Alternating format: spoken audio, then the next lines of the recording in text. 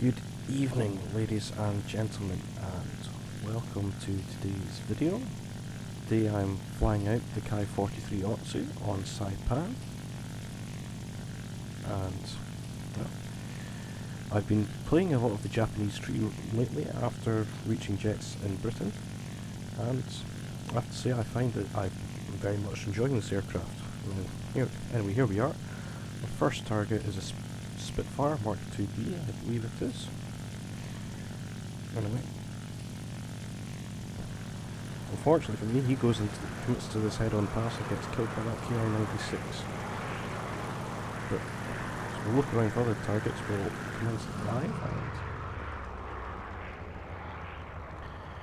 then realise there's still players up at altitude with us. Now, this is one thing that a lot of people will say, always climb, and you should.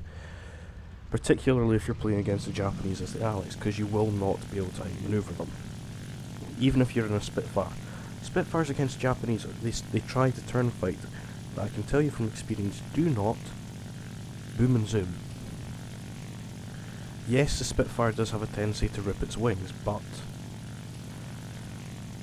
the rip speed is a lot higher than most people think for the wings ripping off due to speed. It's actually it's more pulling out the dive that's the problem with the Spitfire. But anyway, here we are. We start to dive on this P-47. And we're going to try and follow him down, but, well, P-47 can outdive the Kai-43 Otsu. Move on to the Spitfire.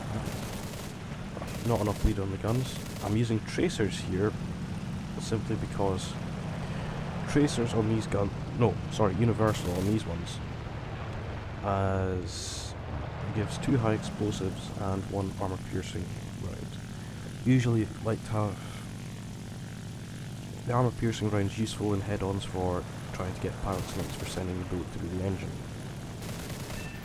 And there we go, we set that Spitfire on fire, just a few hits. The Japanese 20mm are somewhat inconsistent. They can either absolutely obliterate a plane or you'll be sparking for days. They also have somewhat of a slow muzzle velocity compared to Hispanos, but then again, all kinds of slow muzzle velocities compared to Hispanos, I find.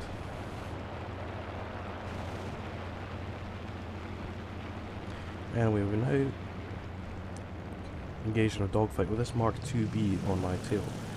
Now, I don't fly brilliantly here, but I still prevent him from getting shots on target.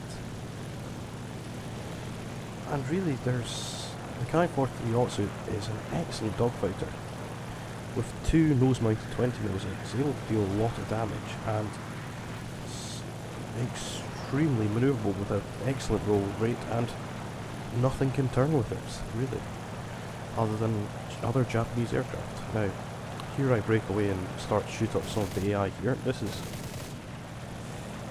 It's kind of a nuisance on Saipan, but it is free RP for the Japanese team, basically, as, well, if my dreadful shooting will show otherwise. There we go.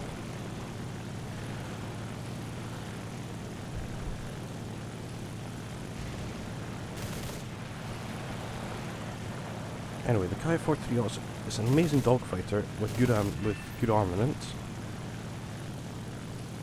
excellent roll rate, excellent turn time, and it's also got a very reasonable climb rate.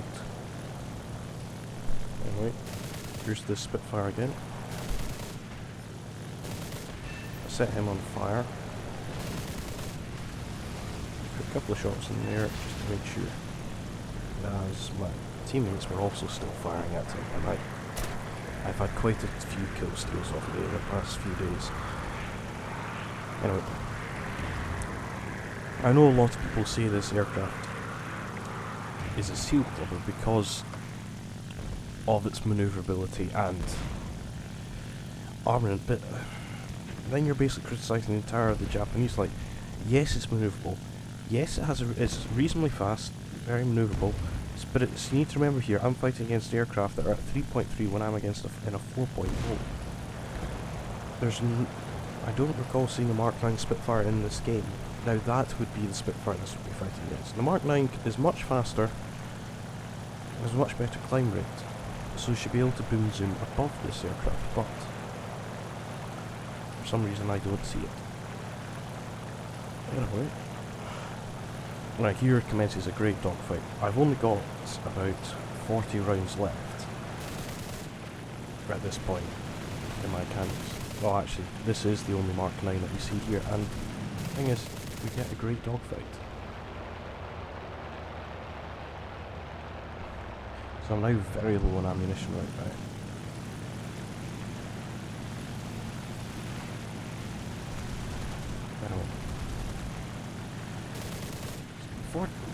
The 43 Otsu, I would say it's balanced at 4.0.